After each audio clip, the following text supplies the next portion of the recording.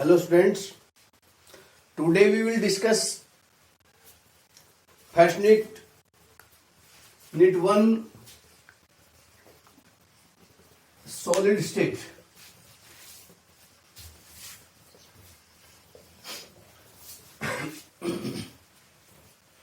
As we know, everything around us is matter. The matter around us exists in mainly three forms: solids, liquids and gases. We will study about solids, what are solids, what are their types, what are their properties. ये सब हम इसमें पढ़ेंगे. Solid क्या है, उनके गुण क्या है, उनके कितने प्रकार हैं, उनकी किस प्रकार उनमें चुंबकीय गुण हैं, मैग्नेटिक प्रॉपर्टी है, कैसे उनकी इलेक्ट्रिक प्रॉपर्टी है, ये सब हम इसमें डिस्कस करेंगे. सॉलिड क्या है? Solid the form of matter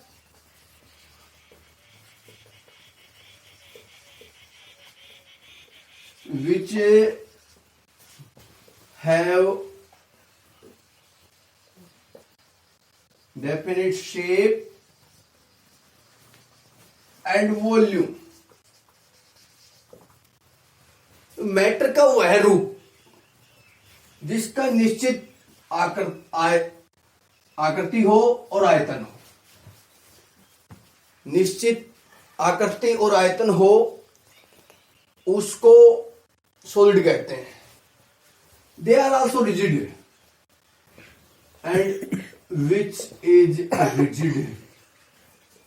और जो रिजिड हो, rigidity means the property of a substance to maintain its shape. Solid अपनी शेप को बनाए रखते हैं, hence they are a rigid. अब क्वेश्चन राइज होता है कुछ सब्सटेंस सॉलिड के रूप में एग्जिस्ट क्यों करते हैं? Why some substance exist as a solids. कुछ सब्सटेंस सॉलिड के रूप में एग्जिस्ट क्यों करते हैं? तो कोई भी मैटर है वो अलग अलग फॉर्म में एग्जिस्ट करने के पीछे मेन दो कारण हैं. पहला कारण है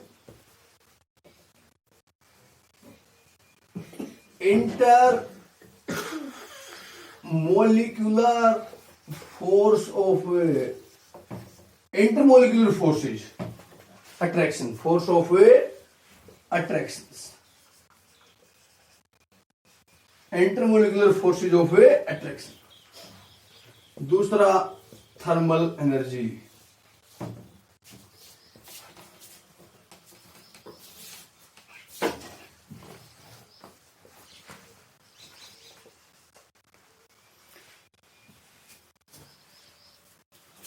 intermolecular forces of attraction and thermal energy. ये पार्टिकल्स हैं. पार्टिकल्स के बीच आपस में अट्रैक्शन कितनी है? ये इंटरेक्शन, ये जितनी ज्यादा होगी पार्टिकल्स उतने ही क्लोज होंगे, स्ट्रांगली पैक्ड होंगे, वेल पैक्ड होंगे. वो सब्सटेंस उतना ही हार्ड होगा, वो सॉलिड होंगे. दूसरा thermal energy, the energy produced by the particles due to temperature. Kinetic energy कह सकते हो.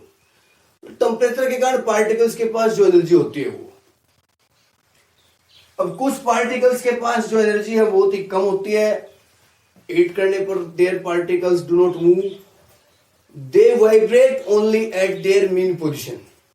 ये पार्टिकल है, ये अपनी पोजिशन पर ऐसे वाइब्रेट तो करेगा लेकिन यहां से यहां नहीं जाएगा, ये यहां से यहां नहीं जाएगा. मैटर की कुछ फॉर्म ऐसी है जिनके पार्टिकल्स के पास जो इंटरमोलिकुलर फोर्स ऑफ अट्रैक्शन है, इंटरमोलिकुलर फोर्स ऑफ अट्रैक्शन है, वो मैक्सिमम थी और जो थर्मल एनर्जी थी वो मिनिमम थी. तो वो जो सब्सटेंस थे वो हुए सॉलिड्स. वो फॉर्म क्या बन गए? सॉलिड हो गए. जिनके पास इंटरमोलिकुलर फोर्स रोटेशन मैक्सिमम थी और जिनके पास थर्मल एनर्जी मिनिमम थी, वो सब्सटेंसेज क्या किस फॉर्म में एग्जिस्ट कर गए? सॉलिड के फॉर्म में कर गए। तो क्या कारण है कि कुछ सब्सटेंस सॉलिड के रूप में मिलते हैं? क्लियर?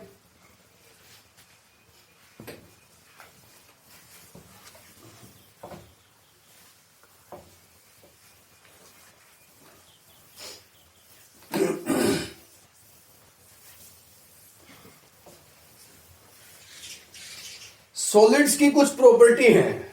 प्रॉपर्टी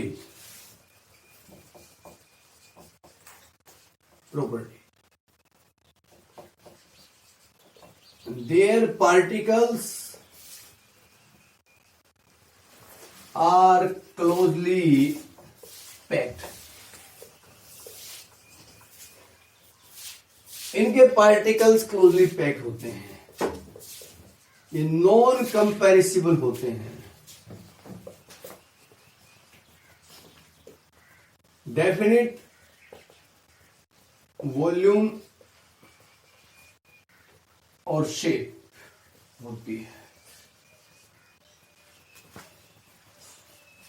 इसके अलावा इनके पास दे आर रिजिड होते हैं। पार्टिकल्स के बीच जो गैप है, जो स्पेस है, वो वेरी वेरी लेस, बहुत ही लो होता है। थर्मल एनर्जी इनके पास बहुत ही कम होती है। ऐसी बहुत सी प्रॉपर्टी आपने 9th क्लास में पढ़ी हुई है। तो ये कैरेक्टरिस्टिक्स थे। अब उसके बाद आता है टाइप्स ऑफ सॉलिड्स।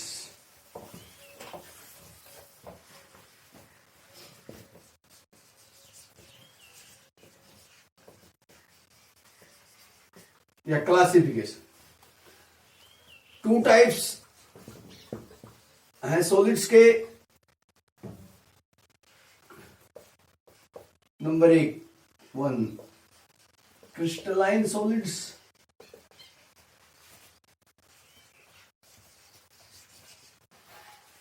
और number 2 amorphous solids. Crystalline solids और अमोर्फस सॉलिड्स। क्रिस्टलाइन सॉलिड्स क्या होते हैं, इसको ऐसे समझें। ये मान लीजिए पार्टिकल्स की अरेंजमेंट है।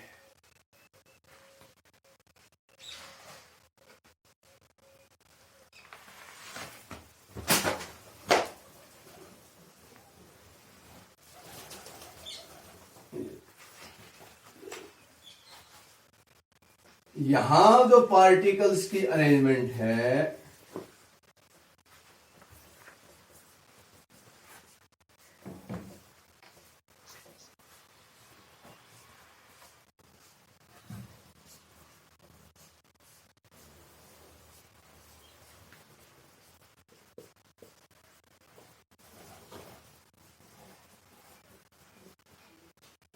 ये रेगुलर फैशन में है, एक क्रम में है, रेगुलर ऑर्डर में है कि एक पार्टिकल अन्य 4 पार्टिकल से जुड़ा है पूरे क्रिस्टल के अंदर, पूरे सॉलिड के अंदर, पूरे स्पेस में। कहीं भी देखेंगे इसमें, ये 3D में, यहां 2D में दिख रहा है, लेकिन 3D में बनाएंगे इसको तो 3D में वैसे मिलेगा पूरे, कहीं तो पूरे क्रिस्टल के अंदर एक पार्टिकल अन्य 4 पार्टिकल जुड़ा है। तो यहां जो पार्टिकल की जो अरेंजमेंट है रेगुलर ऑर्डर में है, फैशन में, एक निश्चित क्रम में है। थोड़े से रेंज में भी, शॉर्ट रेंज में भी, थोड़े से क्षेत्र में भी, और पूरे क्रिस्टल में भी। मतलब लॉन्ग रेंज ऑर्डर कह सकते हो और short range order. Long range order मतलब पूरे क्रिस्टल के अंदर, पूरे सॉलिड में। लॉन्ग रेंज ऑर्डर का मतलब वहां उस जितना जो सॉलिड है उसके कुछ स्पेस के अंदर, कुछ भाग में, वही ऑर्डर है सेम। जैसे मान लिया रूम के अंदर है, क्लासरूम हो, उसके अंदर बेंच, पहले रो में 8, दूसरी रो में 8, तीसरी रो में 8। अगले रो में पहले रो में 8, दूसरे रो में 8, तीसरे रो में 8, पूरे स्कूल में ऐसे ही कर देंगे। हर रो में बेंच की जो अरेंजमेंट है ऐसे हर एक रो में 8, हर रूम में ऐसे करते हैं। तो एक कमरे में भी अरेंजमेंट है और पूरे स्कूल में भी अरेंजमेंट है। तो ये जो अरेंजमेंट होती है पार्टिकल्स की, ये शॉर्ट रेंज और लॉन्ग रेंज अरेंजमेंट कह सकते हो, समझाने के लिए था ये। तो बेटा यहां क्रिस्टलाइन सॉलिड में ऐसा होता है, ये सब ये ऑर्डर मिलता है। अमोर्फस में ये देखो अरेंजमेंट आप,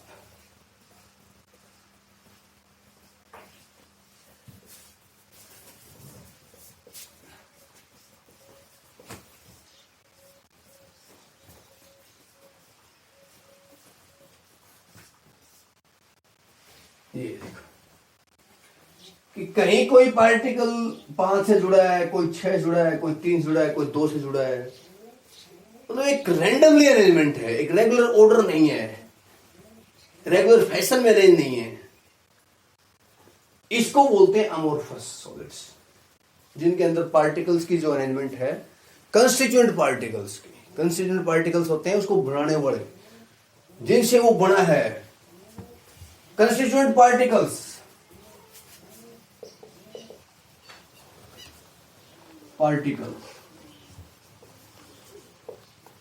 constituent particles, they may be atom, ion और molecules। वो एटम भी हो सकते हैं, वो आयन भी हो सकते हैं और वो मोलिक्यूल भी हो सकते हैं। जो अरेंजमेंट है एक रेगुलर ऑर्डर में है वो क्या आता है क्रिस्टलाइन सॉलिड्स, और जिनके अरेंजमेंट एक रेगुलर ऑर्डर में नहीं हो वो कहलाता है अमोर्फस सॉलिड। अब इन दोनों की प्रॉपर्टी को डिस्कस करेंगे, हम दोनों में डिफरेंस पढ़ लेते हैं, प्रॉपर्टी साथ साथ हो जाएंगी। अब ये कंस्टिट्यूएंट पार्टिकल्स की अरेंजमेंट तो बता ही दी आपको। अब इसमें देखो, इसको ऐसे काटे, इसको नाइफ से तो एक साथ कटेगा, ये ऐसे बीच से मान काट दिया इसको तो ऐसे कटेगा, ये तो क्लीन क्लीवेज देता है। अब मान लीजिए इसको काटना शुरू कर दिया हमने यहां से, अब यहां पार्टिकल आ गया तो इसमें ऐसे घूमना पड़ेगा, फिर सीधे चलेंगे, फिर मान लीजिए यहां पार्टिकल आ गया, कोई अरेंजमेंट रेगुलर नहीं है तो फिर ऐसे होना पड़ेगा। तो कैसे कट हुआ, ये इस प्रकार कट हुआ।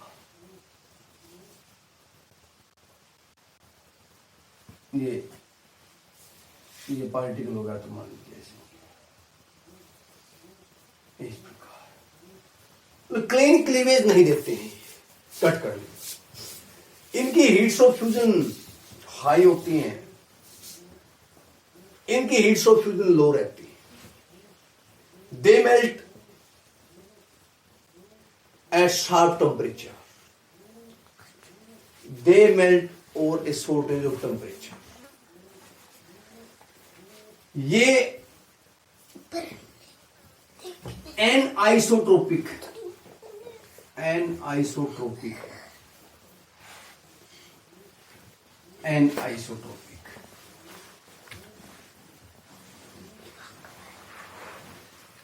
ये आइसोट्रोपिज्म क्या होती है? कुछ प्रॉपर्टी सब्सटेंस की ऐसी होती हैं जो ऑल डायरेक्शन में सेम हो, जैसे हीट एक्सपेंशन, रिफ्लेक्टिव इंडेक्स, इसको बोलते हैं आइसोट्रोपिज्म।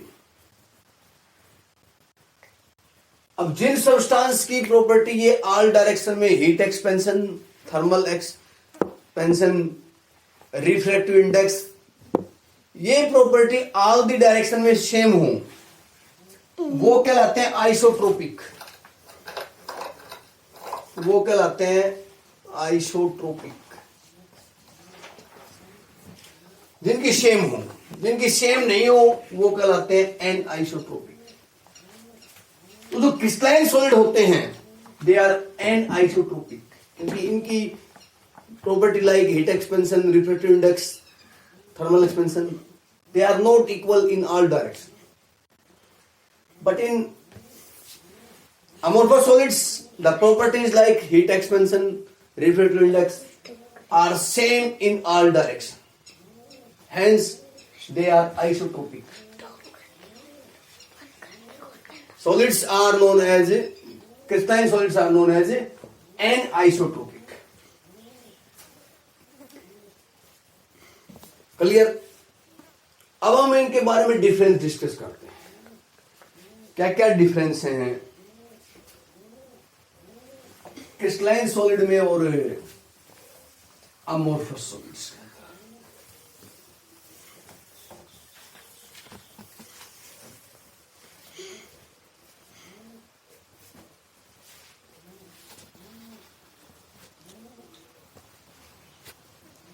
डिफरेंस देखेंगे क्रिस्टलाइन सॉलिड्स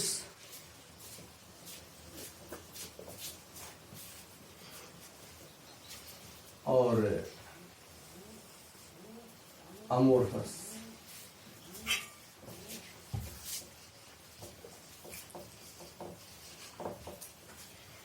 जो कंस्टिट्यूएंट पार्टिकल है, अब यहां इसी भी मीन्स कंस्टिट्यूएंट पार्टिकल्स इनकी जो अरेंजमेंट है,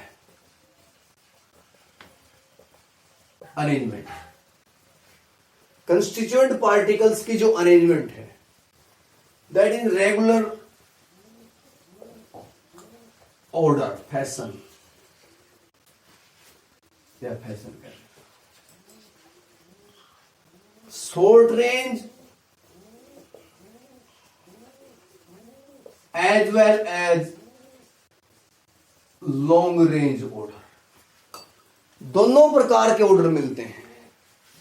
शॉर्ट रेंज में थोड़े से में भी वही ऑर्डर होगा और पूरे क्रिस्टल में भी वही ऑर्डर होगा.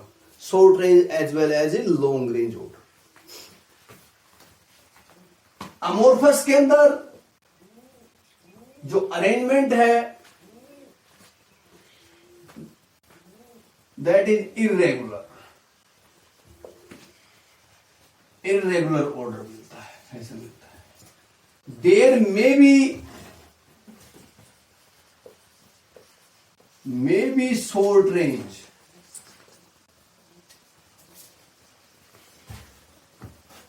not long range.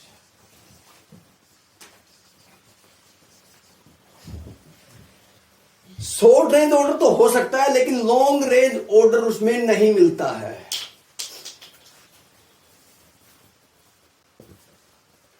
अब अरेंजमेंट एक फिक्स है तो they have definite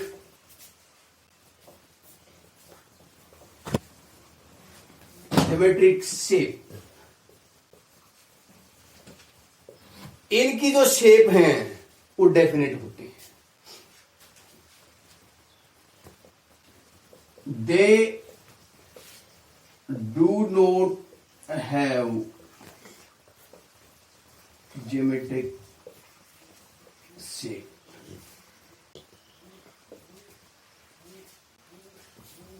definite do not have definite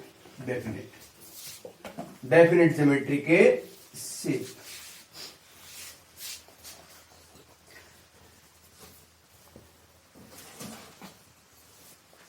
they melt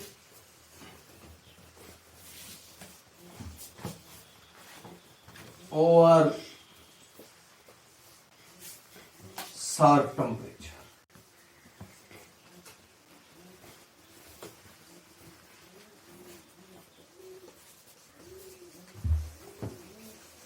They melt over low temperature. इससे थोड़ा सा लो है temperature. Number 4. They have high heat of fusion.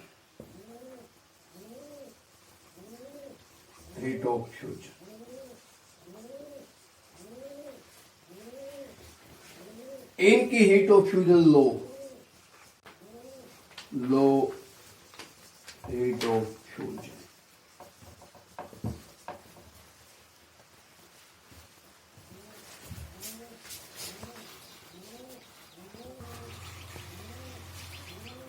Crystalline solid give clean cleavage. Number 5. They do not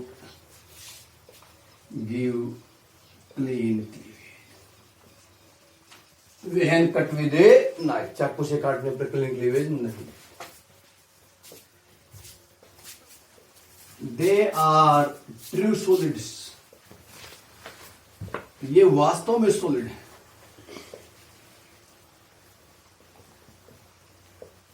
They are pseudo solids. Pseudo solids. अगर तो false solids. ये नकली solid है. कैसे हैं बताएंगे आपको. ये एग्जाम्पल देखें इनका. All elements and compounds. जितने भी एलिमेंट्स हैं, मेटल हैं ना है नॉन मेटल हैं, जितने भी कंपाउंड हैं, सभी के सभी ट्रू सॉलिड होते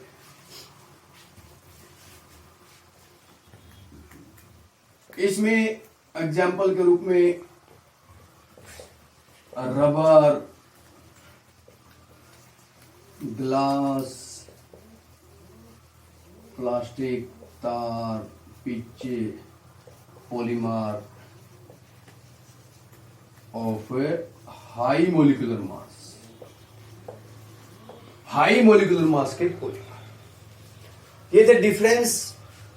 अब ये ट्रू सॉलिड कैसे हैं, सूडो सॉलिड कैसे हैं, ये अगले वीडियो में बताएंगे आपको. इसको पढ़ लेना, ध्यान से समझ लेना. इसके नोट्स बना के भी कल सेंड कर दिए थे, आज वीडियो देख के समझना. Thank you.